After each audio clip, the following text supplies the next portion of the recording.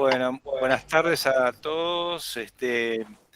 Yo soy Roberto Liebenthal, presidente del Centro Díaz, el Centro de Documentación de la Inmigración de habla alemana en la Argentina.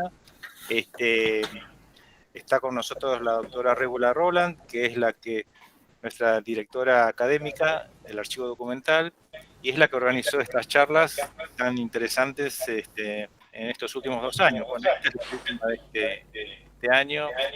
Y bueno, no sé si está Mónica Pader, que es la que se encarga de comunicar todo a todo el mundo. Bueno, le doy la palabra a Roberto Bain, que va a ser el moderador de esta tarde de esta charla. Roberto, adelante. Sí. ¿Se me oye? Sí, perfecto. Sí. Bueno, muchas gracias Roberto y muchas gracias Regula, que fuiste la que tejió este asunto.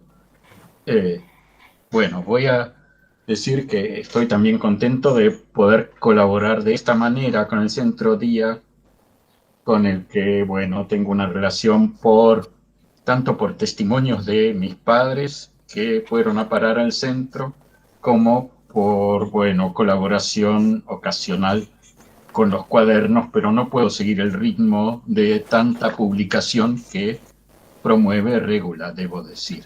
A veces me equivoco, ya están en el cuaderno 7 y yo todavía hago traducciones del cuaderno 5 que ya han sido publicados, por ejemplo. Bueno, además soy descendiente de alemanes, con lo cual esto es algo bastante natural, y voy a pasar a presentar a Angélica, que según el currículum no podía no dedicarse al alemán porque nació en Teutonia, ¿sí?, en Río Grande do Sul, hace no muchos años. Cursó su carrera de grado de 2008 a 2012 en Lingüística y Literatura para la enseñanza del alemán y portugués en la Unisinos, la Universidade do Vale do Rio Sinos do Vale do Rio dos Sinos, para ser exacto, de São Leopoldo. En esa universidad también completó el máster en Lingüística Aplicada entre 2012 y 2014, y después se doctoró en Sociolingüística entre agosto de 2015 y septiembre de 2019 en la prestigiosa Universidad Federal do Rio Grande do Sul, la que entre nos llamamos URGIS, en Porto Alegre. Desde octubre de 2019 integra la red MINGLA, Alemán y otras lenguas minoritarias germánicas en América Latina, cuyo director es el profesor Dr. Sebastián Kirchner. Esa red la integran asimismo el Dr. Patrick Wolf-Farré, ella misma, la doctora Angélica Prediger, y el magíster Lucas Löf Machado. Desde abril de 2020, Angélica es asistente de investigación, así traduje wissenschaftliche Mitarbeiterin, postdoctoral en la Cátedra de Lingüística Alemana de la Universidad Otto Friedrich Universität de Bamberg, Alemania. Desde mayo de 2021 a 2022 dirigirá, en cooperación con el Centro Día, el proyecto Red Internacional para el Tratamiento Científico Públicamente Eficaz. No encontré otra forma de traducir öffentlichkeitswirksam. No hay problema. Sí, eficaz para dar a conocer al público, a la publicidad, a la opinión pública, de los testimonios escritos de minorías de lengua alemana en la Argentina. Eso está financiado por el Beilat. Y sus intereses, como escucharemos enseguida, son la lingüística histórica del alemán, la lingüística de corpus, el contacto lingüístico y las minorías alemanas. Angélica, adelante. Muchas gracias, profesor Roberto Bain, por la presentación de mi persona acá. Yo estoy muy contenta de poder participar del 5º ciclo de charlas del Centro Día y de cerrar también este ciclo con esta presentación. Muchas gracias más una vez a Regula, a Roberto Liebenthal y también Mónica Bader, que no está presente hoy, si no me equivoco. Y sí, intentaré dar una visión de nuestro proyecto internacional con el Centro Día. Y en esta presentación hablaré de los testimonios de inmigrantes de habla alemana en Argentina, la evolución del alemán en contacto con el castellano. El título del proyecto es un tanto largo, pero lo que hacemos acá es recolectar cartas y otros testimonios escritos como diarios y también crónicas en el alemán de Argentina. Y por otro lado también tenemos en vista hacer entrevistas con hablantes de distintas variedades del alemán en Argentina. El foco está sobre todo sobre el alemán aprendido en casa con la familia, con los vecinos o con los amigos, y no el alemán estándar aprendido en la escuela o en escuelas de lenguas. Queremos sobre todo el alemán hablado en casa o aprendido en casa, ¿no?, con los padres, y no el alemán estándar. Este proyecto es una cooperación entre la Cátedra de Lingüística de la Universidad de Bamberg y también el Centro Día de la Universidad Nacional San Martín. Como ya dicho por Roberto Bain, el proyecto es financiado por BILAD, que es un centro de financiación de proyectos en cooperación con América Latina. En este caso, el programa fue una financiación inicial de nuevos proyectos, ¿no? Los demás miembros del equipo son la profesora Renata Stepaniak, que es mi jefa acá, la profesora Yolanda Ipediña, de la Universidad en Bahía Blanca, mi colega Sigvald Lindenfelse y el profesor Roberto Bain. El objetivo principal de este proyecto es identificar y describir la variación y también el cambio de fenómenos lingüísticos del alemán escrito y hablado en contacto con el castellano en Argentina. El foco está sobre los fenómenos sintácticos, o sea, sobre las estructuras de las frases y también sobre la grafemática del alemán, o sea, cómo escriben en alemán con letra mayúscula, minúscula, con separando palabras, juntando palabras y así por delante. ¿Dónde se sitúa el proyecto? Está situado en la lingüística histórica del alemán, porque acá nos preocupamos con la evolución del alemán escrito y hablado ao longo del tiempo, ¿no?, a lo largo de los siglos o de las décadas. Entonces, está en este campo de la lingüística histórica. También trabajamos con la lingüística de corpus porque no es suficiente para nosotros hacer una entrevista o analizar una o dos cartas. Necesitamos de un banco de datos muy amplio para poder observar y comprender a fondo la variación y el cambio de los fenómenos, ¿no? Una carta sola o dos no nos ayudan tanto porque no podemos hacer conclusiones sólidas, concretas al final. Entonces, la lingüística de corpus es muy importante también para esto. El proyecto también trabaja con las minorías de la lengua alemana, de entre ellas, entonces, las variedades migratorias del alemán, ¿no? Y por último, la investigación está situada en los estudios sobre el contacto lingüístico, en este caso, el contacto con el español en Argentina. Sí, relacionado a este objetivo, surgen 3 preguntas principales. La primera está vinculada con la escritura del alemán.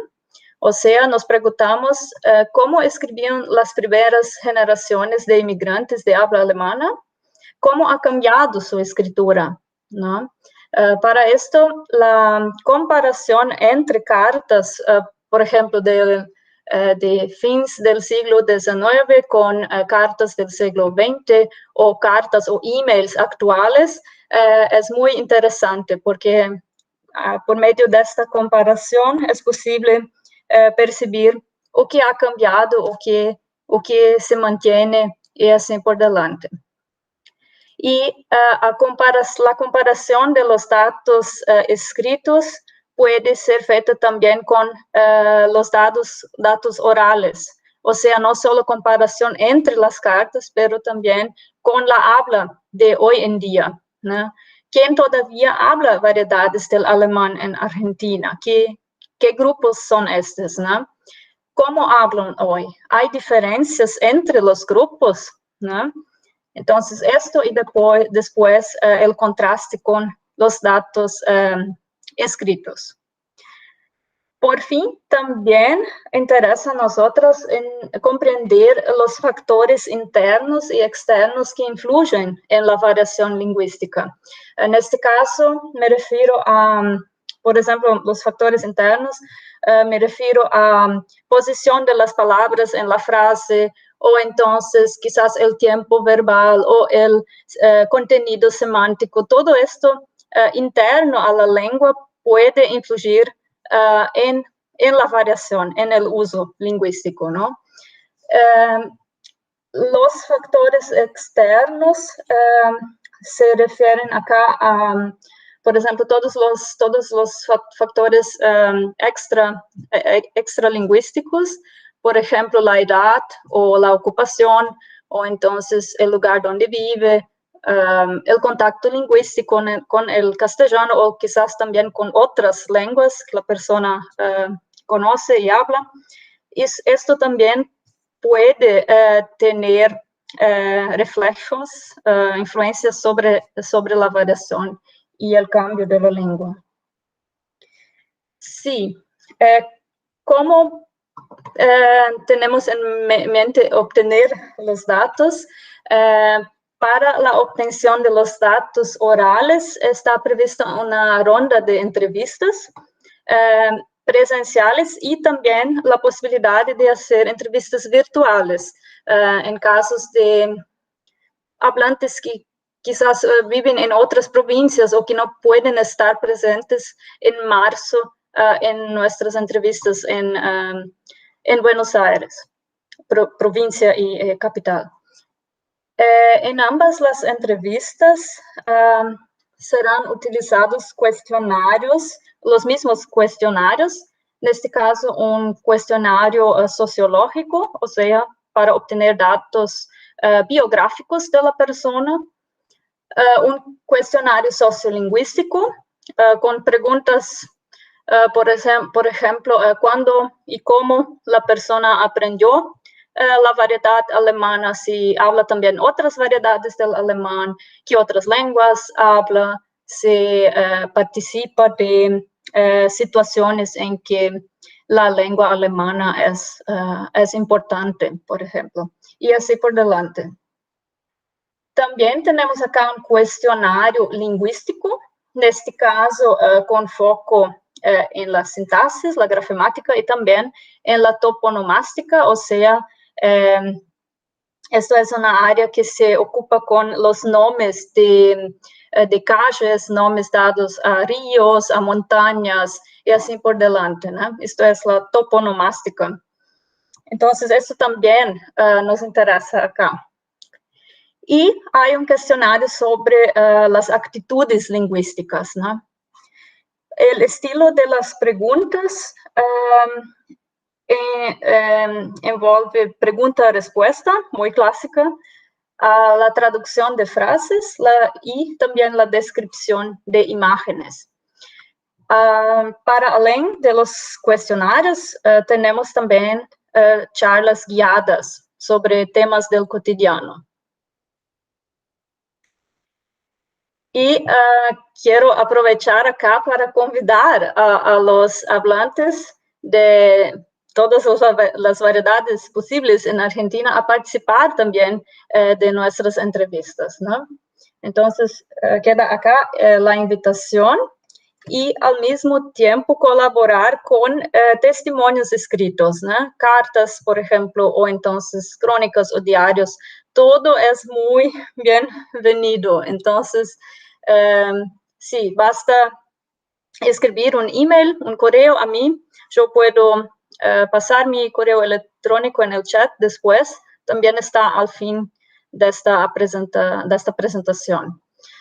Sí, entonces, para la recolección de los testimonios escritos es muy importante también la colaboración de los hablantes, y acá hacemos las copias digitalizadas entonces de este material. También serán hechos fotos de placas con nombres de calles del comercio y de instituciones culturales y oficiales que quizás tienen placas bilingües o entonces placas solo en alemán, ¿no? Sí. Bueno, para obtener tantos datos, es muy importante tener una amplia red de personas de contacto. Entonces, a algunos meses se está organizando esto y también gracias a los cooperadores fue posible establecer todos estos contactos acá. Por medio de los cooperadores del proyecto, fue posible hacer contacto con hablantes, personas referencia en los locales, ¿no? En las distintas ciudades que vamos a visitar, y estas referencias locales hacen contacto con demás personas como la familia, amigos, vecinos y así por delante, que tengan interés en participar de las entrevistas, ¿no? Y estas personas también organizan en conjunto con los pares locales las rondas de entrevistas en las casas de los hablantes, ¿no? Por medio de esto,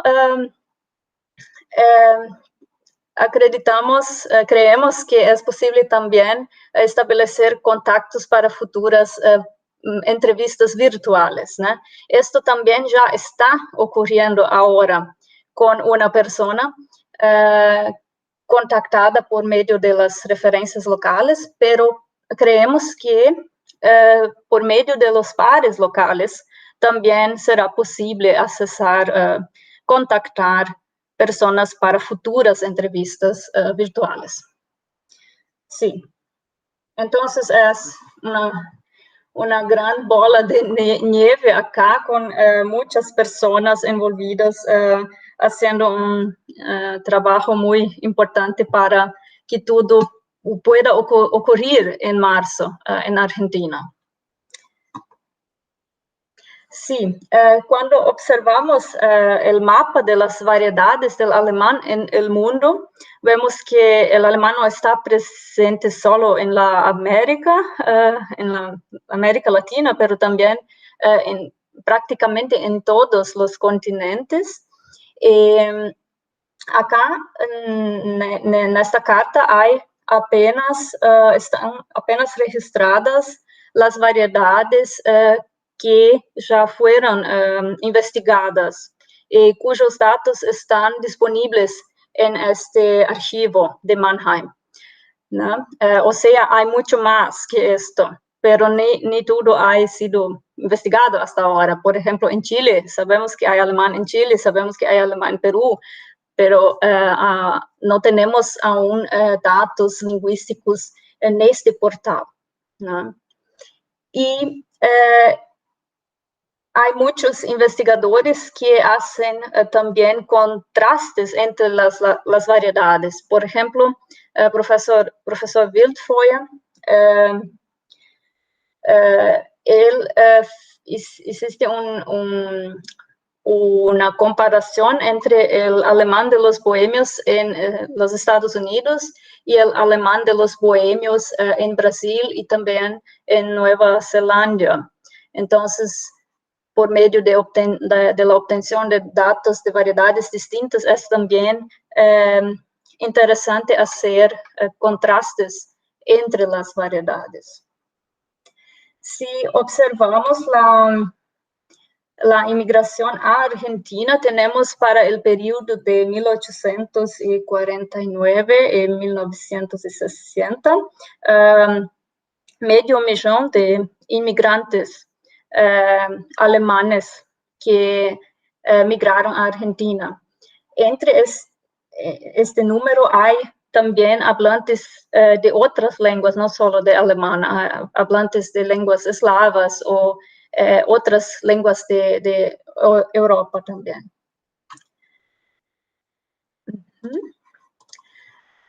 ¿Cómo fue la distribución de los inmigrantes de habla alemana en Argentina? Tenemos acá los puntos migratorios del siglo XIX, o sea, Misiones, Chaco, Santa Fe, Entre Ríos y el sur de Buenos Aires. Estos fueron las primeras provincias para donde los inmigrantes han emigrado. En azul tenemos los puntos migratorios del siglo XX, más una vez Misiones, que recibió al mismo tiempo hablantes de alemán de Brasil y también directamente de Europa. Corrientes, Córdoba, La Pampa, Río Negro, Neuquén, son todos puntos migratorios del siglo XX. Y Buenos Aires acá es un punto migratorio de confluencia, porque tenemos migraciones internas en Argentina, o sea, de otras provincias para Buenos Aires, y al mismo tiempo la llegada de inmigrantes directamente de Europa en ambos los siglos. Entonces, en Buenos Aires tenemos todo, ¿no? Podemos entender así. Bain hace una diferenciación acá entre la primera fase, donde habla de una migración voluntaria, y la segunda fase en que habla de una migración impuesta, ¿no? Entonces, esta perspectiva también es muy interesante acá. Y una tercera fase que habla de migración posguerra. Después de 1960, la migración ha prácticamente cesado, o sea, solo casos muy esporádicos de migración de habla alemana. Sí, en esta presentación vamos a hablar de dos variedades. Por primero vamos a hablar del Volga-Deutsch y después del Belgrano-Deutsch. Pero a nosotros también interesan otras variedades del alemán, de otros grupos, no solo de esos dos. En la presentación son dos, pero solo para mostrar o que se puede observar hasta el presente momento en estas variedades. Segundo Lardilova, tenemos hasta 1950 la formación y el mantenimiento de islotes lingüísticos del Volga-Deutsch. Y sí, después, también en este periodo, observamos la presencia de una diglosía interna del alemán, o sea, variedades dialectales utilizadas en la comunicación con los familiares y amigos o en situaciones informales. Y por otro lado, la presencia de una lengua estándar del alemán, utilizada entonces para situaciones más específicas y formales, por ejemplo, en la escuela o en la iglesia. Esta es la diglosía interna. Después, con la creciente integración de los alemanes del Volga en la gran comunidad de habla castellana, esta diglosía cambia y la lengua estándar alemana pasa a ser ocupada por el castellano, ¿no? Y aquí tenemos entonces son variedades alemanas sin techo, ¿no? Sin el alemán estándar como techo, ¿no? Como orientación o así. Y sin la lengua castellana acá. Y el contacto naturalmente se da entre estos dos polos, así como antes también había el contacto entre el alemán estándar y las variedades dialectales, o que puede ter llevado a formación de variedades intermedias ya en el siglo XIX. Pero después con la ocupación del castellano acá, tenemos el contacto entre castellano y alemán. Y las variedades que surgen acá, obviamente, tienen entonces marcas, elementos lingüísticos al mismo tiempo del español y también del alemán, ¿no? Dialectal muchas veces. Esto es muy interesante, justamente la formación de estas variedades mixtas o así. Esto es muy interesante, es esto que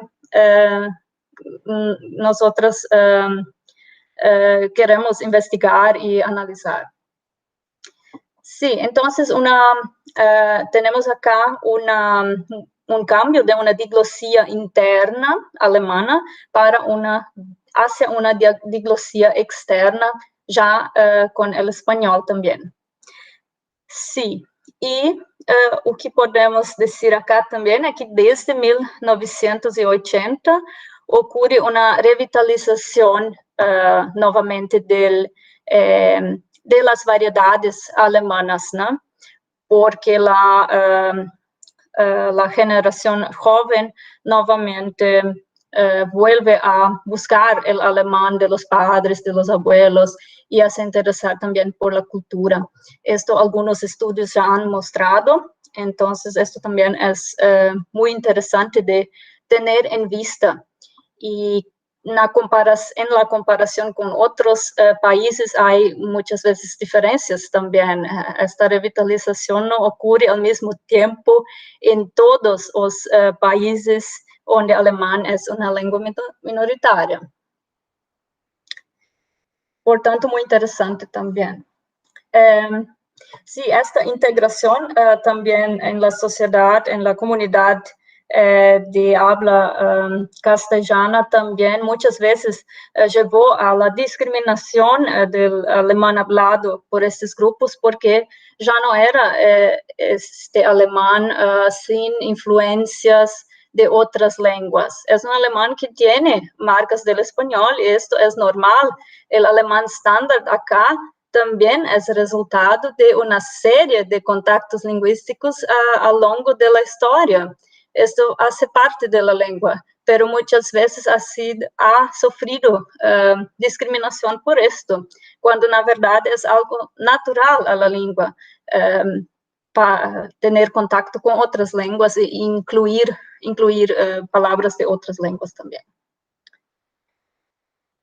Sí, algunos fenómenos más del Volga-Deutsch. La Dilova en su investigación en 2013 ha identificado los préstamos léxicos rusos en el alemán hablado por los alemanes del Volga. Ella identificó más de 100 eslavismos, por ejemplo, kleb para pan, Käsvarenich para tortellini de queso fresco, Kadatsefara para dar un paseo con una Russelwägelchen, Socie para se referir a amigo, entre muchos otros eslavismos identificados, ¿no? Estos eslavismos han sido identificados por medio de las entrevistas y de la observación participante de la díloma. Y el léxico identificado está relacionado a temas del cotidiano de los hablantes, ¿no? Entonces, esto ya es muy importante de saber para seguir con las investigaciones en nuestro proyecto. Ahora sobre el continuum lingüístico del Belgrano-Deutsch. Trata-se de uma variedade de contacto resultante do intenso contacto linguístico entre o alemão e o castelhano em la capital bonaerense. El Belgrano-Deutsch tiene una base alemana y presenta también una mixtura con el español. En otros casos tenemos el español como lengua base, ¿no? En el Belgrano-Deutsch, y el español entonces y el alemán entonces como la lengua que sirve al español. Entonces las dos variedades acá son posibles. El Belgrano-Deutsch es hablado en determinados contextos, en determinados dominios del uso de la lengua, y no se trata acá de una variedad de prestigio, según Stösslein. Solamente en algunas situaciones puede sí tener este prestigio, presenta ese prestigio, y sobre todo cuando hablado por la generación joven, según Stösslein, ¿no? Sí, por otro lado, los jóvenes muchas veces optan por el uso del español. Entonces también hay esta diferencia acá. Algunos fenómenos del Belgrano-Deutsch. En este email vemos de inmediato que la lengua base es el alemán, y encontramos varios préstamos acá del castellano, ¿no? Muchas veces apenas una única expresión que es emprestada del español, otras veces una frase entera o una gran parte de una frase también. Y en otros casos también es posible observar que la mitad o una gran parte de la carta está en una lengua y la segunda parte está en la otra lengua. Entonces, este fenómeno es denominado de code mixing. Y cuando se hace apenas palabras, préstamos de palabras isoladas o partes de las frases, hablamos de code switching, ¿no? Entonces, estos fenómenos tienen estos nombres y también ayudan a comprender lo que los hablantes hacen. Sí, y podemos identificar también palabras como esta, que es composta. Tenemos al mismo tiempo alemán y castellano en la misma palabra, ¿no? Esto también es un fenómeno. No es tan común en la escritura, más en la habla, pero sí, acá ya vemos que también puede aparecer. Algunos fenómenos lingüísticos más del Belgrano-Deutsch. Hablamos acá más precisamente del sufixo iren, mucho utilizado para la formación de verbos, ¿no? Vetiren, por ejemplo, demisionieren, apretiren, ¿no? Apretiren no es tan común, tan frecuente, pero esos dos sí, según la lectura de Stösslein. Otros ejemplos son, en el caso, el uso de los artículos, ¿no? Vemos acá ley seca, ley en alemán, en español es femenino, y en alemán es Gesetz neutro, ¿no? Y acá se utiliza el artículo en alemán emprestado del español. O sea, es el artículo femenino, pero escrito acá en la lengua alemana. ¿no? Esto es una transferencia de artículo de una lengua para otra, ¿no? Y acá tenemos un otro ejemplo con variación de los artículos para banco. La utilización de bank en alemán tenemos el artículo femenino, que también es el mismo del alemán estándar, pero acá cuando se utiliza banco nación del español, se observa una flexión en masculino, ¿no? Que muy probablemente viene del español, ¿no? Y por último tenemos una preferencia por estructuras frasales con das, con esta conjunción. Esta conjunción representa que en español. Entonces acá también se puede hablar sintácticamente de una transferencia de la conjunción de estructuras con la conjunción que del español para el alemán. En alemán habría también otras posibilidades acá, como por ejemplo escribir o utilizar una estructura con el verbo en infinitivo, ¿no? Y esto no ocurre acá. Acá se prefiere utilizar aquello que se utilizaría en español. Entonces, eso es muy interesante cómo hacen esas transferencias y cómo estas transferencias hacen sentido también, que no es algo que no es gramatical o que está errado, no, esto tiene una lógica y tiene una explicación que está en la lengua de contacto, ¿no? Bueno, vamos adelante. La organización de los datos orales y escritos en la investigación. En este caso, hacemos primero la transcripción de las cartas, por ejemplo, y después la traducción de ellas también, si los hablantes tienen interés en esta traducción, ¿no? Porque muchos aún leen en alemán y todo, entonces ni siempre la traducción es tan importante, ¿no? Pero hacemos los dos, ¿no? Transcripción y traducción, y con la ayuda de un tool, Transcribus para la transcripción y DeepL para la traducción, ¿no? Esto ayuda y minimiza el tiempo que se utiliza para esto. El segundo paso es poner las transcripciones y traducciones a disposición del público en la página web del Centro DIA, ¿no? Esto probablemente al final del proyecto, ¿no? También hacemos la anotación de los datos por medio de la clasificación de todas las palabras presentes en las cartas. Esto es hecho en el tool Gate. Veremos enseguida. Los datos orales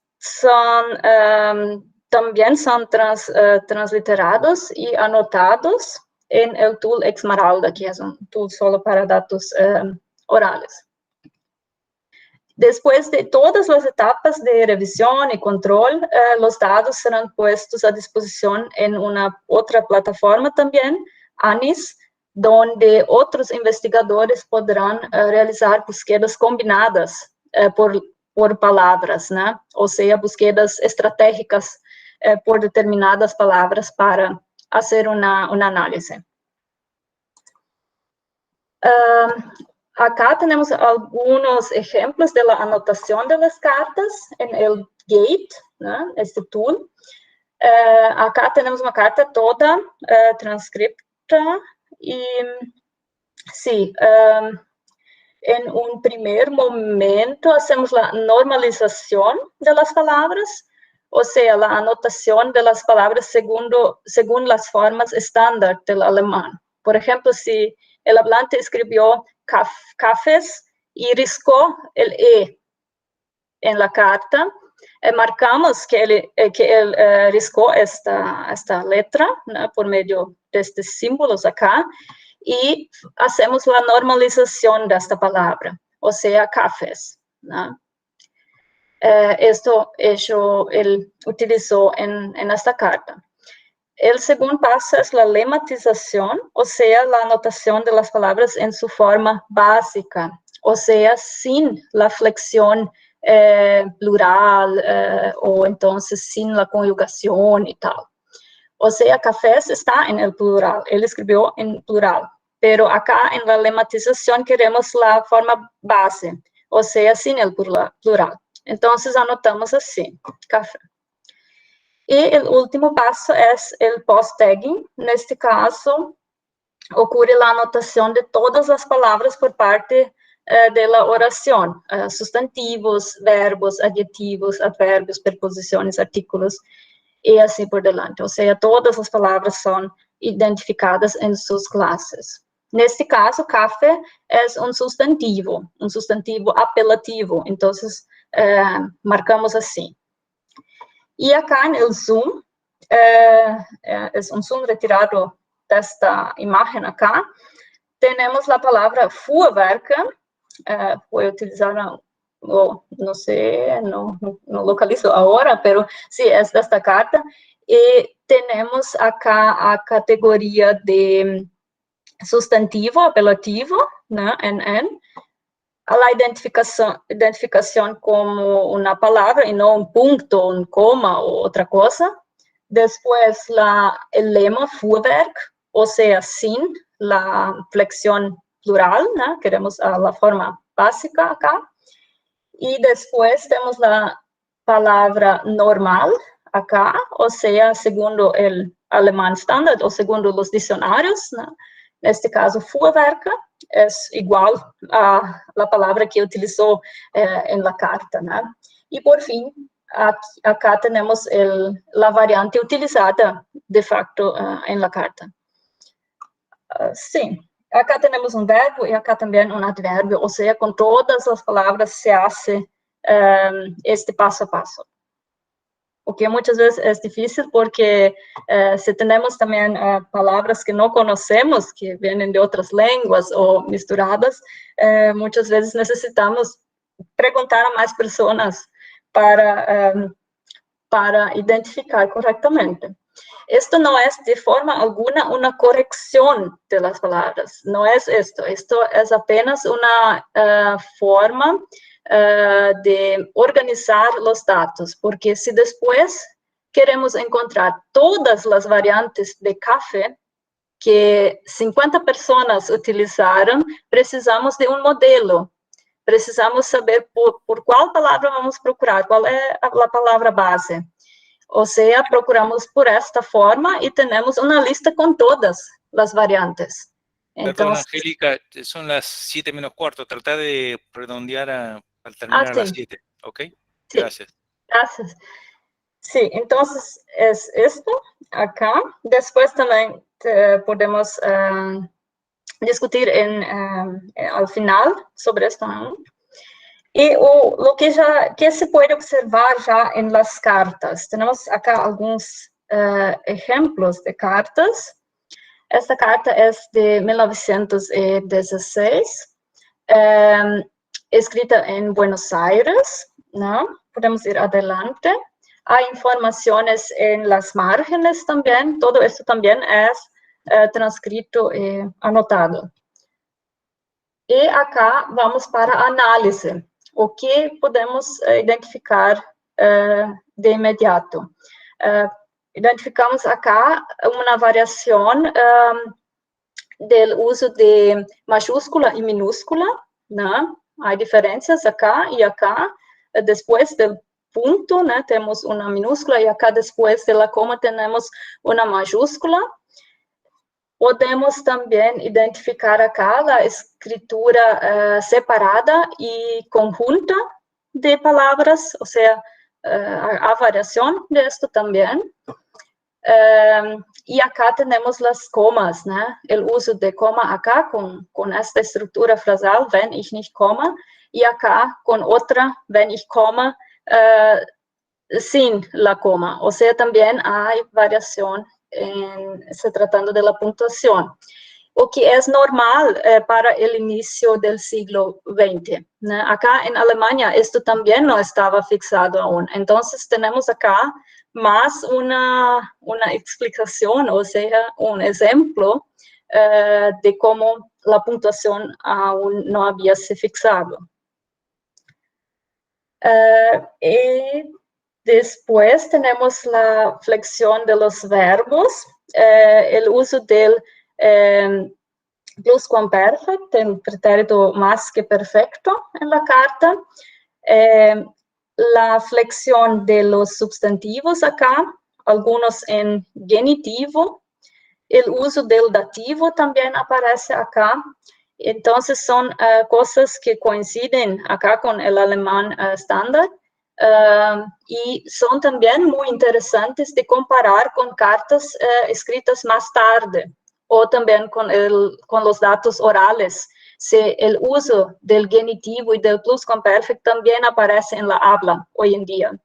Esta comparación es importante, por eso también está marcada acá, a pesar de, en este caso, acá no tener variación, pero para comparaciones es muy interesante. Y por fin tenemos las cláusulas. En este caso tenemos informaciones después de la cláusula del alemán, después de la Klammerstruktur, ¿no? Entonces acá un ejemplo típico, o que también ya fue observado en datos del alemán en Brasil, ¿no? Y hasta mismo acá tenemos Ausklammerungen, o sea, esto también ocurre lá. La orden de los verbos, en casos del uso de más de dos verbos, sitzen lassen möchte, ¿no? Tenemos el modal al final, pero es siempre así. Hay casos en que quizás el modal está en otra posición, quizás en la segunda posición y no al final. O sea, es importante observar si esto siempre es así o si hay otras órdenes aceptables en esta variedad. Adelante, acá tenemos una carta escrita en misiones. En un primer momento identificamos acá palabras de contacto, ¿no? Del portugués probablemente, mulas y masa. Tenemos acá la escritura en mayúscula de algunas palabras como verbos, adverbios o también, más una vez, verbos acá. Y mulas acá también está en mayúscula, pero masa no. Entonces hay diferencias. Y acá tenemos la escritura de algunos sonidos de la lengua de forma variada. Una vez gepflanzt, una vez eingepflanzt, PF y acá P. Jetzt también muy próximo de la habla, ¿no? Escrito muy, de manera próxima a la habla de la persona, pasajera también. Después tenemos la flexión verbal, el uso del pretérito aparece por varias veces, conjuntivo y pasivo también. Y acá tenemos la flexión de los nombres, de los sustantivos. En este caso, una palabra en plural, ¿no? Pero una vez marcada con N, otra vez solo con E. Entonces también variación, la marcación del plural, ¿no? Acá plural está marcado, acá también. Entonces queda la pregunta si en la aula también hacen así hoy en día, o si quizás hasta mismo en cartas posteriores ya hacen distinto, ¿no? Entonces eso intentamos descubrir también futuramente. Y por fin tenemos las cláusulas, en este caso como en el alemán estándar no hay nada nuevo acá, o sea, no precisamos comentar. Y construcciones con el infinitivo y la preposición für, o que también es algo común en América Latina, se puede decir, ¿no? Entonces acá eso también ya aparece, o sea, muy, muy interesante este fenómeno también.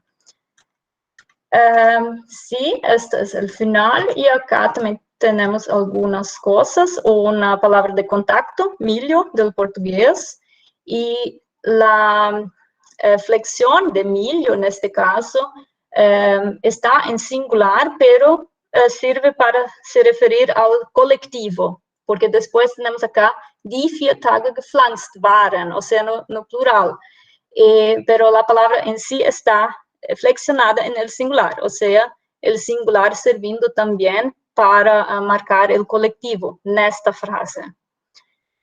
Tenemos la formación de una palabra nueva, aufgepusht, que viene de Buchen, del alemán, y esta fue ajuntada con el prefixo auf, en este caso, ¿no?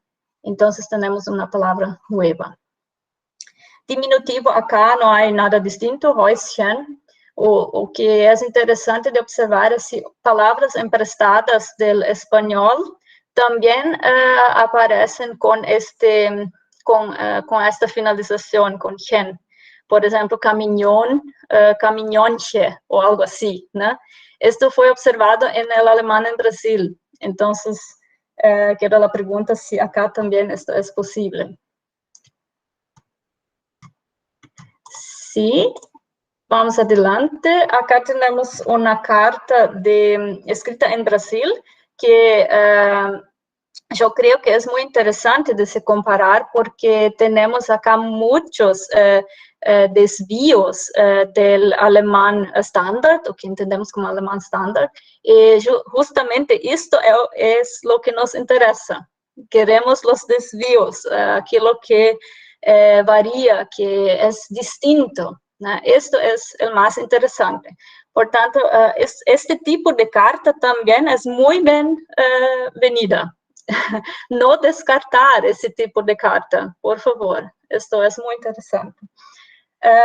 ¿Qué tenemos acá? Vamos a analizar solo la página 2.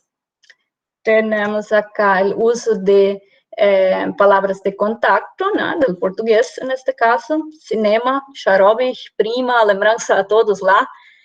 Y así por delante. El uso de mayúscula y minúscula acá varía mucho. Tenemos minúsculas para algunos sustantivos y tenemos también mayúscula para adjetivos y algunos verbos, ¿no? Entonces, esto también es muy interesante de observar acá. La escritura acá sigue muchas veces principios del portugués o también la habla, como las personas hablan, ¿no? Acá no se distingue entre V y W, por ejemplo, ¿no? Wenn, wir, weit, will, está todo con V, ¿no? Entonces, porque en la lengua de contacto solo existe el V y tiene el sonido también del W. Entonces, puede ser una transferencia del portugués y también al mismo tiempo una aproximación con la habla de la persona.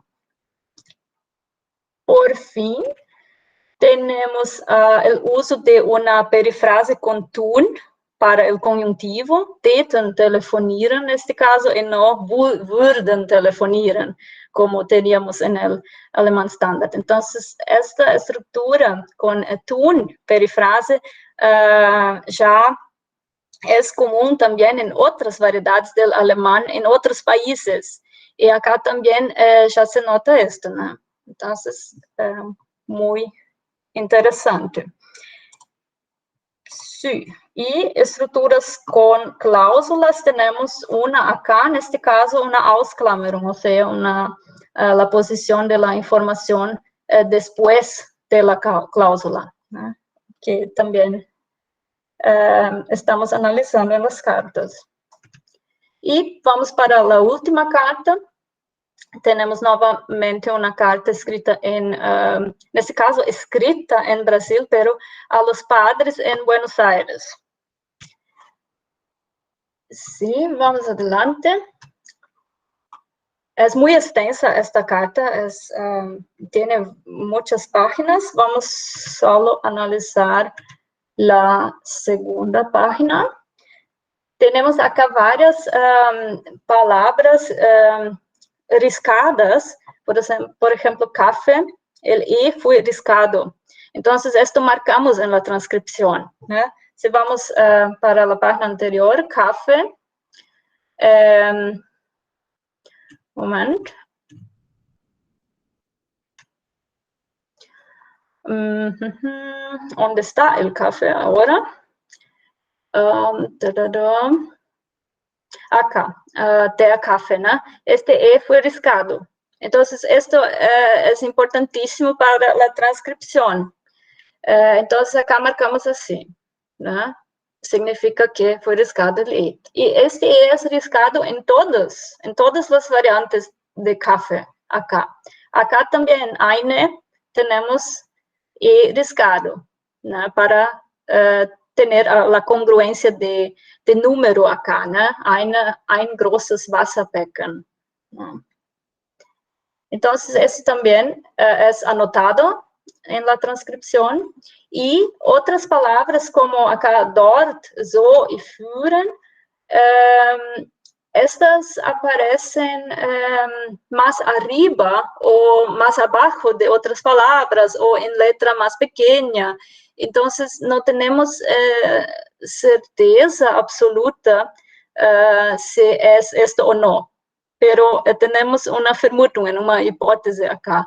O sea, solo puede ser dort en esta frase, no otra cosa. Y acá también so y acá fuhren. Pero esto es marcado para que no se esqueça que, ok, es algo que fue marcado de manera distinta en la carta. Entonces, todo esto es importante. Las cartas no necesitan estar limpias, o sea, sin riscos, o no hay problema ninguno. Todas las cartas son analizadas, transcritas y marcadas con sus peculiaridades. Tenemos palabras de contacto como camiones y fazenda, una vez en mayúscula, otra vez en minúscula, ¿no? Después Grenze en minúsculo también, y por fin tenemos nuevamente el uso del pretérito más que perfecto acá, el pasivo y el pretérito. En la habla ya se observa en variedades del alemán, por ejemplo, que el perfect está siendo utilizado más que el pretérito. Entonces, acá en esta carta del inicio del siglo, tenemos aún la preferencia por pretérito, pero es interesante observar si en otras cartas también es así, y si en la habla se mantiene esto, o si también se está surgiendo la tendencia del uso del perfect, ¿no? Y acá tenemos la flexión de los sustantivos, ¿no? Algunos riscados.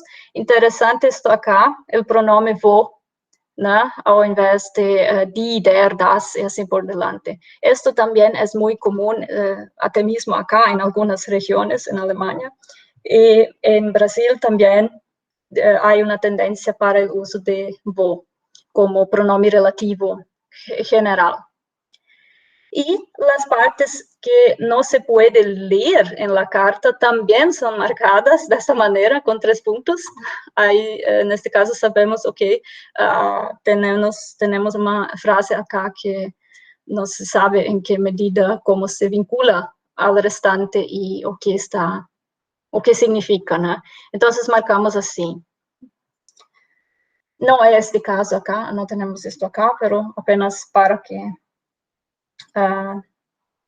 possam ver. Y la bibliografía para esta presentación, y muchas gracias por todo, y más una vez la invitación muy especial para participar del proyecto.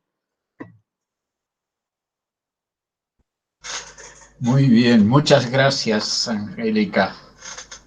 Vamos ahora a algunas preguntas. Si quieren, primero, Angélica, hay algunos en el chat. Cristina Mellinger pregunta, ¿tienen en cuenta la edad y el sexo de las personas que escriben, aparte del año y del origen de la carta? No tenemos estos datos hasta el presente momento, no. Pero esto sería muy útil. Estos metadatos ayudan a entender mejor las diferencias entre las cartas. O que vemos acá son apenas informaciones de la data y también de la persona, si es un hombre o una mujer, pero y un poco por el contexto de la carta, si es una persona joven escribiendo o una persona más grande, pero si tienen datos biográficos de estas personas que escribieron las cartas, esto también nos interesa.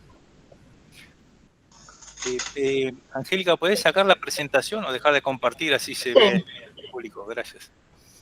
Y el público, el que quiere participar, puede levantar la mano o escribir en el chat. Muy bien. Bueno, hay otra pregunta del chat de Enter Balco, que pregunta: ¿harán una distinción entre hablantes de herencia que no han tenido entrenamiento formal en alemán y los hablantes que estudiaron alemán en la escuela? ¿Y qué pasa con la distinción entre la gente que suele hablar el Plattdeutsch en casa versus el Hochdeutsch? Sí, claro, habrá diferencias entre estos. Por esto es muy importante que se haga dos grupos. Caso se tenga muchos hablantes que hablan el alemán estándar o el Hochdeutsch, ¿no? Que se analicen los datos de estas personas de modo separado de los demás, ¿no? Para que no se tenga una imagen equivocada de alemán en Argentina. Entonces tenemos que separar un poco los informantes por perfil. Sí. Pero como queremos investigar la variación, no nos ayuda tanto si hablan solo el alemán estándar, porque el alemán estándar podemos investigar acá, no es necesario ir a Argentina. Queremos ver los fenómenos lingüísticos que son auténticos, exclusivos de Argentina, del alemán en Argentina. Por eso, el contacto lingüístico es un aspecto muy interesante, es algo único del alemán. Sí, no sé si Jennifer, si querés agregar algo. Bueno, me encantó la presentación y encontré muy interesante el proyecto que llevarán a cabo, bueno, aparte de, bueno, marzo, ¿no? Van a empezar en marzo. Y no, me interesó mucho, parece que van a poder recolectar un montón de datos, pero va a ser muy variado, ¿no? Entonces, ¿cómo distinguir entre los diferentes grupos? Y bueno, como estoy aquí en Estados Unidos, trabajo con muchos estudiantes que son hablantes de herencia del español y hay errores que son típicos que cometen cuando escriben porque no han tenido entrenamiento formal en español hasta llegar a la universidad, por ejemplo. Y no sé, simplemente pensaba que a lo mejor van a encontrar fenómenos así también entre algunos de los informantes, ¿no? Sí, no, en nuestra perspectiva no entendemos desvíos del alemán estándar o Hochdeutsch como errores o fallas, ¿no? Como variantes, otras maneras de hablar y de escribir, ¿no? Tan importantes y lógicas como otras hay establecido en el alemán estándar mismo. Bueno, muchas gracias. Bueno, solo quería acotar, hay una diferencia también en el Hochdeutsch, ¿sí? A lo largo de los años, aquí en la Argentina, que se separa del Hochdeutsch de Alemania. Eso lo sé concretamente porque, bueno, amigos míos que vienen de Alemania y, por ejemplo, leen el Argentinisches Tageblatt, se divierten muchísimo porque dicen, así hablaba mi abuelita. Pero pero ya no se habla así. Y yo mismo recuerdo que usé un verbo para sacar el agua de un trapo, ¿sí? Ujú. Usé el verbo ausbringen, que para mí era habitual, ¿sí? Y un amigo de Mannheim justamente me dijo, qué bárbaro, hace 50 años que no escucho esa palabra. Ujú. Sí, claro. Sí, así como tenemos diferencias, variaciones en el propio alemán estándar de Alemania, tenemos también diferencias en alemán Deutsch en Argentina, sí. Y sobre todo en las cartas que tenemos hasta el momento, ya se nota esto, ¿no? Que hay diferencias.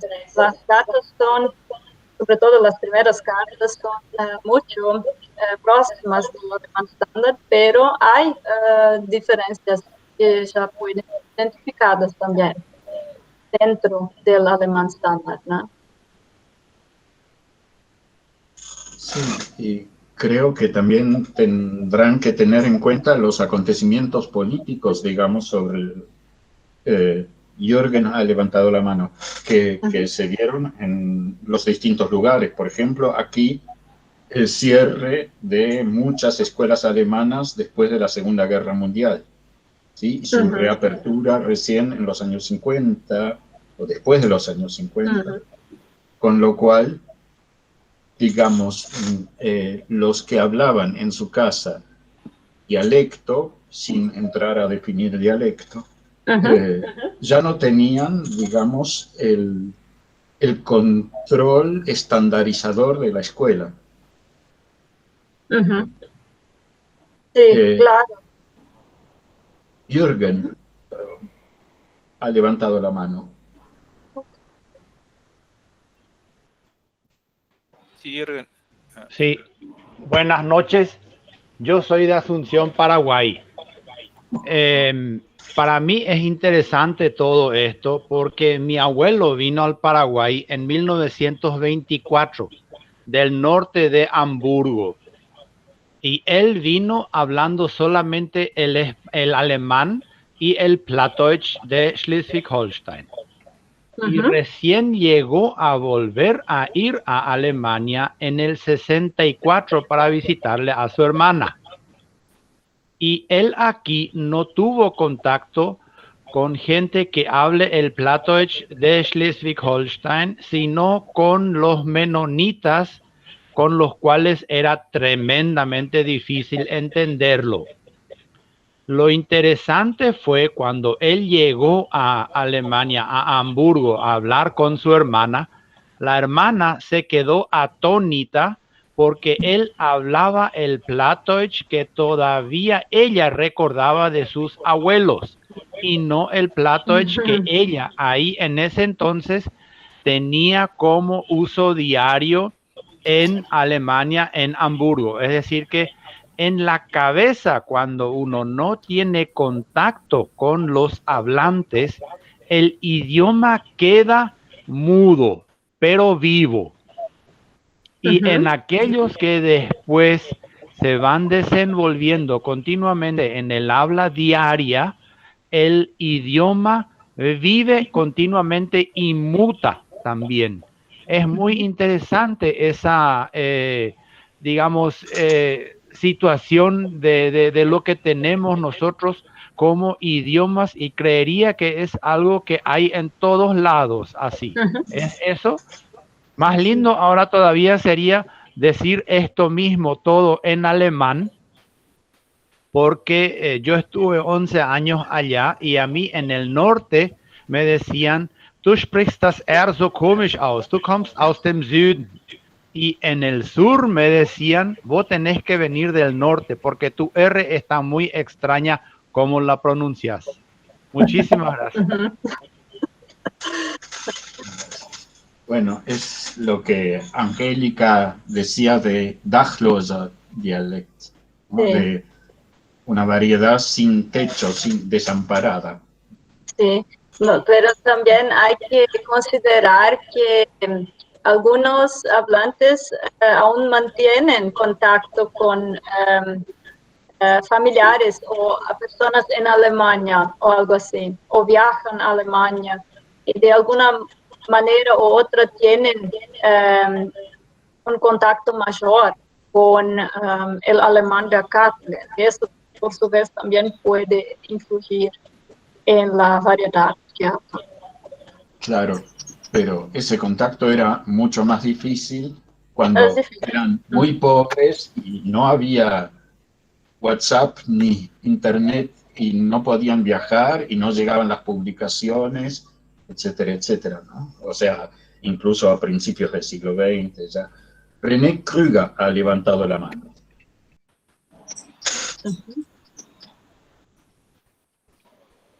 ¿Sí? Está muteado, René. Perdón, sí. Buenas tardes. Que el dialecto alemán del Volga no tenga un techo, lo ha cuestionado Arndt Schmidt, que estuvo en las colonias de Coronel Suárez y trabajó varios años allá, incluso tratando de dar clases de dialecto. Él sostiene en su tesis doctoral que el techo del alemán del Volga ahora es el castellano, que es una solución muy interesante que él propone. Y lo otro, el tema de la revitalización o el revival de los elementos alemanes en muchos jóvenes alemanes del Volga, sobre esto Yolanda tiene un trabajo muy lindo. En realidad es más una sobreadaptación a lo alemán, curiosamente, a Baviera, porque es lo típico que se muestra afuera, eso ya lo sabemos, porque los elementos son bastante artificiales. Incluso hay fiestas de alemanes del Volga donde está la bandera alemana y al lado algún tipo de bandera de Baviera, con estos rombos celestes y blancos, y la mayoría de los conjuntos folclóricos alemanes del Volga no se visten como los alemanes del Volga, sino con el típico traje, ya sea de las mujeres, Dirndl, o de los hombres, con Lederhosen. Entonces ahí hay un fenómeno de sobreadaptación a lo que ellos creen que es alemán y han optado por los elementos de Baviera. Ahora, en cuanto a aprender alemán, no son muchos los que lo hacen, son realmente pocos los que hacen el esfuerzo de estudiar alemán. Y hay algunos grupos, hay algunas escuelas también privadas o algunas clases de alemán, pero no es un fenómeno generalizado. Se conforman con hablar el castellano, el dialecto ya se perdió para esta gente muy joven, y el alemán estándar resulta difícil, salvo que por razones de estudio realmente lo tengan que hacer. Pero es un fenómeno distinto, no es un fenómeno lingüístico, sino una revitalización de elementos folclóricos sobreadaptados a Baviera. Incluso hay una cosa que me pone un poco mal cuando la veo, que es que muchísimos grupos no saben cómo va el orden de los colores de la bandera alemana y la tienen al revés. Tengo una colección de más de 10 fotos que voy juntando por el país, donde la bandera alemana es exactamente al revés. En vez de schwarz, el negro arriba, el negro está abajo. Eso muestra que la adaptación es hasta cierto punto nomás. Sí, Angélica se quedó frisada. Le dije que apague la imagen para ver si escucha. Me parece que Yolanda había levantado la mano física, no la mano electrónica. Gracias, Roberto. No lo había hecho, pero estaba por hacerlo. Eso significa que estás leyéndome el pensamiento. Y vamos a llegar a ese momento. Totalmente. Vamos a llegar, sí. Gracias. Sí, yo me quedé pensando en la cantidad de problemas clásicos que están abarcados en este estudio, problemas de la lingüística en general, ¿no es cierto? Cuando uno habla de variación, tiene que pensar en qué comunidad delimita, ¿no? Los elementos lingüísticos varían en un determinado grupo de hablantes. Entonces, en cuántas partes habrá que cortar, seccionar el alemán en la Argentina para dar cuenta de los diferentes casos de variación, porque así como pasa con el español, ¿no es cierto?, que tenemos diferentes variedades regionales y dentro de ellas locales, y siempre estas mamushkas, las cajas chinas, supongo que en este caso pasará lo mismo. Así que hay, por un lado, un problema clásico de la lingüística, que es el tema de la de imitación dialectal, ¿no es cierto? Eso por un lado. Angélica, qué suerte que te puedo saludar ahora. Perdón, tenía problemas con internet. Y después pensaba en la cuestión de la diferencia entre la escritura y la oralidad, que también es uno de los temas clásicos del estudio diafásico, pero se relaciona muy especialmente con la cuestión de la reconstrucción sociolingüística de las lenguas en términos históricos, ¿no? Porque cuando queremos ver cuál era el rango de la variación en etapas anteriores a las que podemos grabar contemporáneamente, no tenemos más alternativa que recurrir a los testimonios escritos.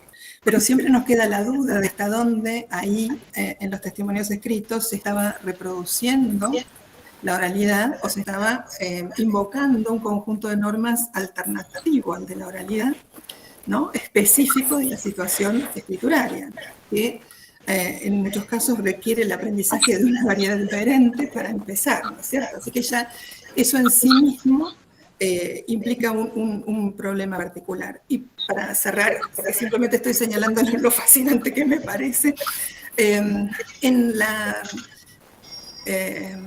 las etapas iniciales de esta reconstrucción a la que me estaba refiriendo, esa, digamos, diglosia en el sentido de dos normas, ¿no?, una para la oralidad y otra para la escritura, podríamos decir, estaba más o menos establecida, o eso puede suponerse.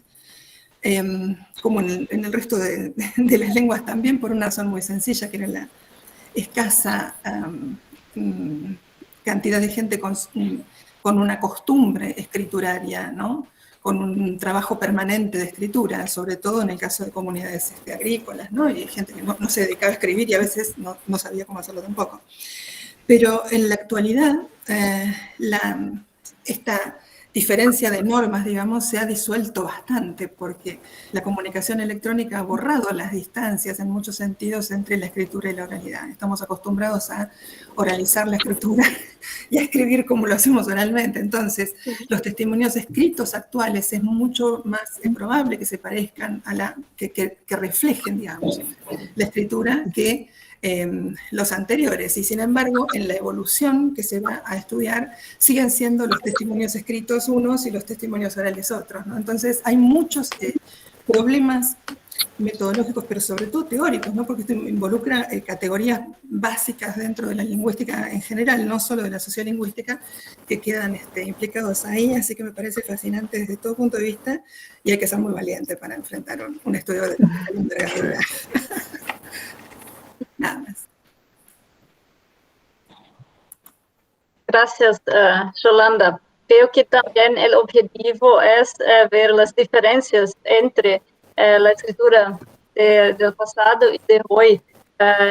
También no se busca la similitud entre las cartas, ¿no?, entre la escritura. Esto muestra que la lengua también es dinámica y que ella se adapta a nuevas realidades y así por delante también, al contacto con otras lenguas alrededor. Muy bien. Patri Frenkel, o Frankel, ha levantado la mano. Sí, ese Alfredo Schwartz. Alfredo. Ah, Hola, bueno. hola Bobby, soy Alfredo Schwartz. No te veía. No, quería comentar. Lo de Patri Frenkel, claro, ahora me explico de dónde viene. No, quería comentar que me parece muy interesante también el tema del uso del lenguaje para comprender los procesos, digamos, migratorios, los procesos de cómo se va dando digamos, la transición, ¿no?, de un idioma al otro.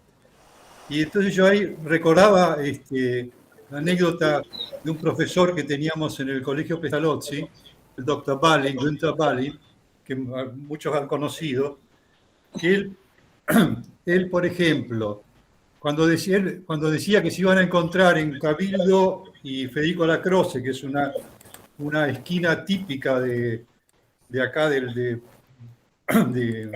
Buenos Aires, él decía que se van a encontrar en Rathaus und Friedrich-die-Kreuzstraße. O sea que él traducía, digamos, los nombres en castellano los traducía al alemán, lo cual también era como un indicador de cómo, de la vigencia para él del idioma alemán, la necesidad de adaptar el castellano al alemán.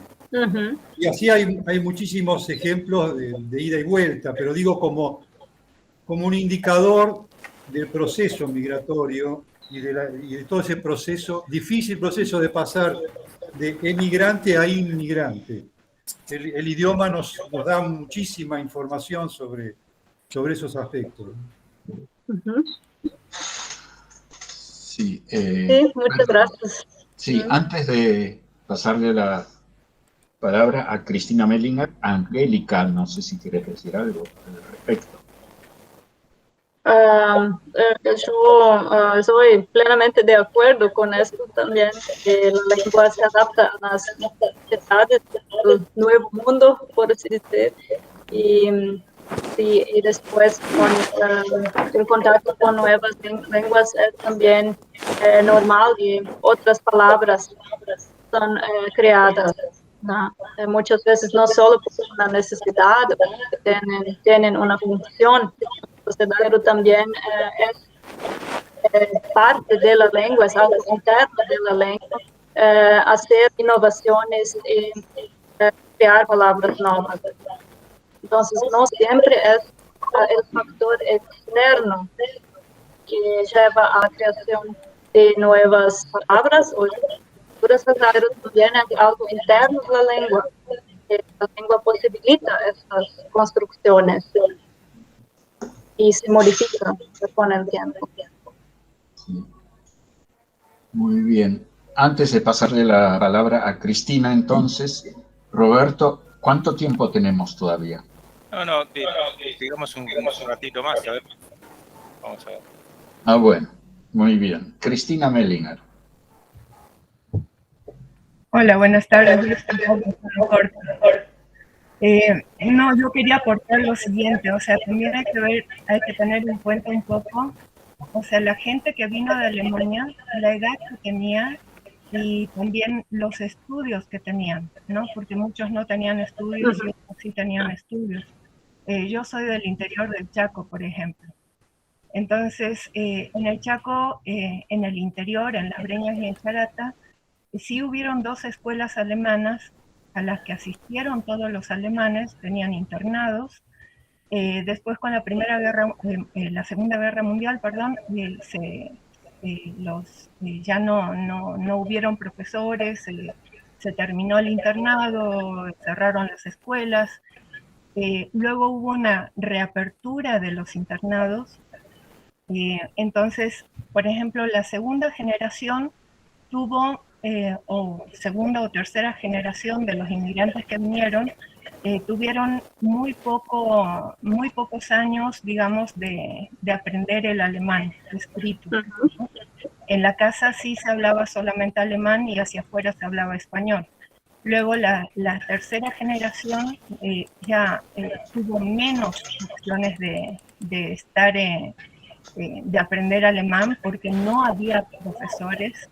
Si bien traían en algunos momentos profesores de afuera, la mayoría no quería venir, tampoco había presupuesto, era todo un problema, ¿no? La persona solo una persona estuvo muchísimo tiempo, que fue el pastor Held, pero después los otros profesores que estuvieron ahí fueron solamente un par de años o meses inclusive.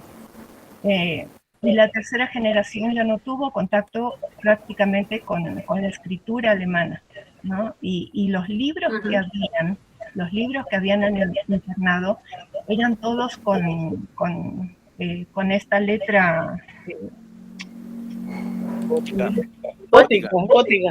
gótico, exactamente, y muy pocos podían leerlo, ¿no? Entonces ese también es un problema. Más bien quedó todo lo que es, todo eso quedó impregnado en la cultura, y en Las Breñas hasta hoy todavía se festeja lo que es la fiesta del inmigrante, ¿no? Entonces se reúnen los alemanes, o sea, todas las colectividades se reúnen y festejan la fiesta del inmigrante, y hay una sensación muy fuerte en las personas, o sea, en los descendientes, aún hoy, ¿no? Y esa, no, yo diría que la primera generación no tuvo esa sensación tan fuerte porque lo vivían, ellos pensaban que eran alemanes. La segunda generación incluso pensaban que eran alemanes, pero ya las últimas generaciones solamente conocen muy pocas palabras en alemán y menos la escritura. Solamente quería aportar eso. Muy bonita la investigación, me encanta. Gracias. Este contexto es del Chaco, ¿no? Chaco. ¿Dónde? Chaco. Okay. Sí. Sí, claro. Detalles sobre la evolución de la escolaridad también, ¿no? Entre una década o entre un siglo y otro también es muy importante. O sea, todas las informaciones sobre la formación de las escuelas y la penetración del español en estas escuelas, todo esto varía mucho de una región o de una provincia a otra también. Pues, es algo también a ser considerado, y todos los acontecimientos políticos también, políticas lingüísticas relacionadas a esto. Sí. Bueno, por eso también en este momento esta iniciativa Escuelas Socias del Futuro de Alemania, PASH, se dirige a esas provincias, a Chaco, a Misiones, donde hubo alemanes o hubo germanoparlantes, para revitalizar eso e invertir en esas escuelas. Régula, no, está silenciosa. Ahí está. Régula, a ver. Pon el micrófono, Régula. Gracias, Angélica, por lo expuesto. Yo te quería, por un lado, preguntar algo. Y es, vos mostraste un mapa de la Argentina con la distribución de la inmigración. ¿Eso se refería a la inmigración general o a la inmigración alemana nada más? El mapa inmigración alemana. Sí. Porque hay una cosa que me irrita en ese mapa, y es los alemanes que habrían inmigrado a Misiones en el siglo XIX. Me parece que no los hubo casi. Es decir, creo que el punto rojo debería quizás pensarse un poquito si tiene razón de ser. Ok. Voy a ver la literatura para ver esto. Después te quería preguntar, el archivo en Mannheim, ¿qué es eso? Este es un archivo de datos de variedades alemanas habladas en el mundo. O sea, tenemos todo datos orales, ¿no? Obtenidos por medio de entrevistas, y trata de investigaciones de diversos profesores de Alemania, como también de profesores de otros. ¿Esto es accesible? Claro, sí. En esta página, Ana. Hay una página. Sí, un momento, puedo quizás así. Voy a copiar en el. Sí, está en la presentación también. Sí, está en la presentación, pero acá es todo el enderezo del mapa. Y acá tenemos entonces la página del IDS Mannheim, y allá pueden encontrar las más diversas actividades. Creo que ese mapa también es interactivo, que pueden clicar en un punto y leer sobre la pesquisa y también. ahí está. Ahí está el archivo. Ujú. Bien, Entonces gracias. tenemos al lado izquierdo Mundart, ¿no? Y Datenbanken también, y allá pueden encontrar. Bárbaro. Sí, es muy interesante. Sí, la verdad que sí. Se centraliza todo el conocimiento del mundo, de los que quieren compartir. Claro. Y si tenemos material, datos orales suficientes, quizás futuramente también se pueda postar estos datos en esta página, ¿no? Y tenemos más una investigación sobre el alemán en Argentina. Acá ya está en el mapa la Dílova, ¿no? Los datos recolectados por la Dílova, y quizás futuramente nosotros también podamos contribuir con datos. Te puedo preguntar otra cosa, que es que en realidad aquí en el comienzo de la inmigración de habla alemana había muchísimos suizos. Luego también hay muchísimos suizos en misiones que vinieron después de la Segunda Guerra. Es decir, hay dos núcleos muy importantes históricamente que se diferencian en su, ¿cómo se dice?, en su actitud lingüística. ¿La vas a estudiar esto también? Las actitudes lingüísticas o bueno, los grupos. Los grupos. Estamos solo con las variedades en la provincia de Buenos Aires, en la capital Buenos Aires en este momento, porque solo nos es posible visitar a estos lugares en marzo. No es posible viajar a otras provincias, no en este proyecto, pero quizás futuramente. Entonces, en este momento. ¿Cuál es lo que vas a visitar? ¿A dónde vas a ir?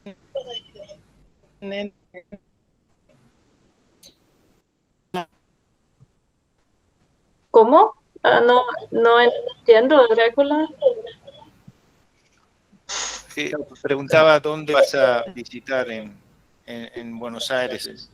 Sí, tenemos la ciudad autónoma de Buenos Aires, y después vamos a Bahía Blanca y las colonias de Coronel Suárez también, y las colonias de Olavarría. Esto es un mes de colecta de datos. Sí, pero ya tenemos contacto con algunas personas de otras provincias que tienen interés en participar de la entrevista virtual.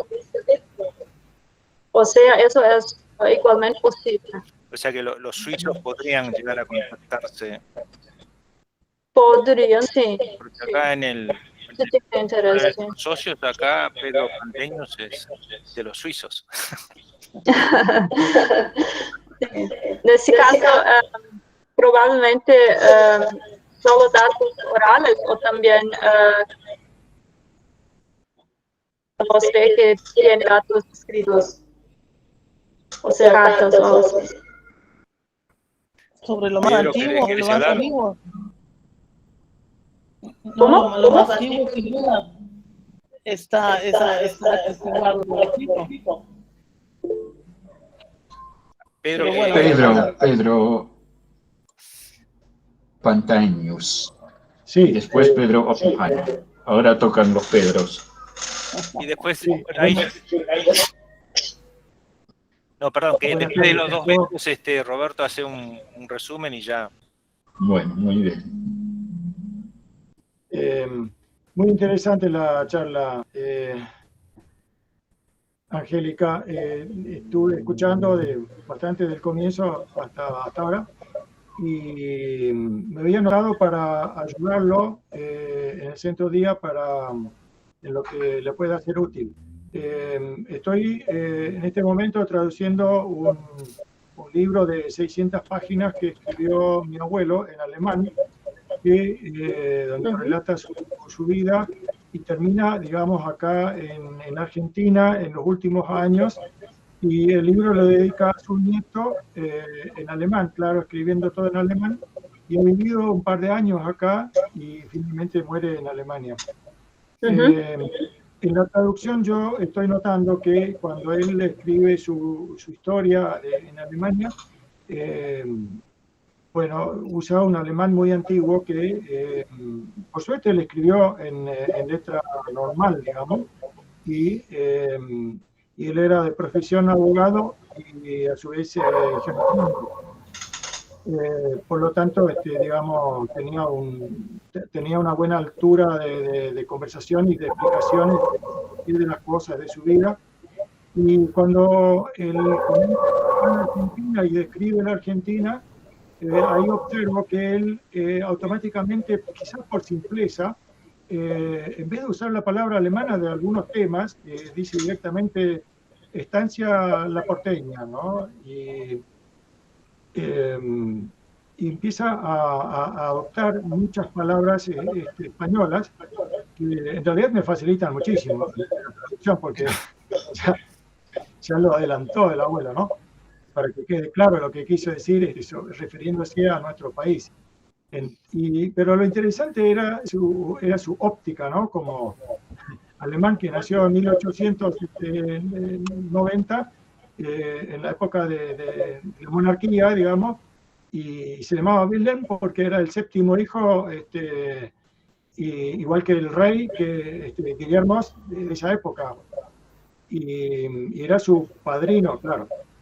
Bueno, respecto a misiones, papá, por ejemplo, llegó en 1928 y él comenta que, bueno, pasó por Schwelm un tiempo, el fundador del Dorado, y si bien no era el primero para nada, porque ya había gente antes, los primeros del todo que trajo Schwelm para la fundación del Dorado, también de Carlos Pulmey en Monte Carlo y Puerto Rico, eran ruso-alemanes que hablaban el Hunsrück.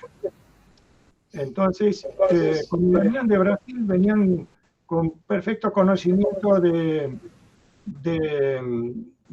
la agricultura, digamos, en un ambiente subtropical, y de la idiosincrasia, digamos, alemán-brasilera del sur de Brasil, y venían prácticamente huyendo del sur de Brasil por problemas que había, dado que Brasil empezó a perseguirlos. Y en Argentina se sentían libres y llamaban a sus parientes para que vengan también de este lado. Y bueno, la integración en ese sentido fue relativamente fácil y rápida para los alemanes como mi padre, que si bien tenían formación agrícola, pero una cosa es una formación agrícola alemana y otra es tener que arreglársela en la selva con la tierra cuadrada. Quiero resaltar eso, que habría que averiguar bien en qué momento llegaron los alemán brasileños dado las huidas, Angélica. Cuando empezó la persecución, y hay bastante escrito, hay mucha literatura ya en español, escrito en misiones. Yo tengo muchos libros, si te interesa podría averiguar un poco más de ese punto, porque decía Regula 1912, puede ser, no sé. Yo podría verificar este dato para que lo tengas. Porque claro, no eran los alemanes de Alemania. Papá, por ejemplo, vino como consecuencia de la Primera Guerra Mundial. Era bastante clásico, digamos, la inmigración masiva de alemanes Hochdeutsch, hablaban, y los otros hablaban Hunsrück, bueno, pero se entendían más o menos. Se entendían y bien. Gracias. Pasamos a Pedro Oppenheimer, entonces.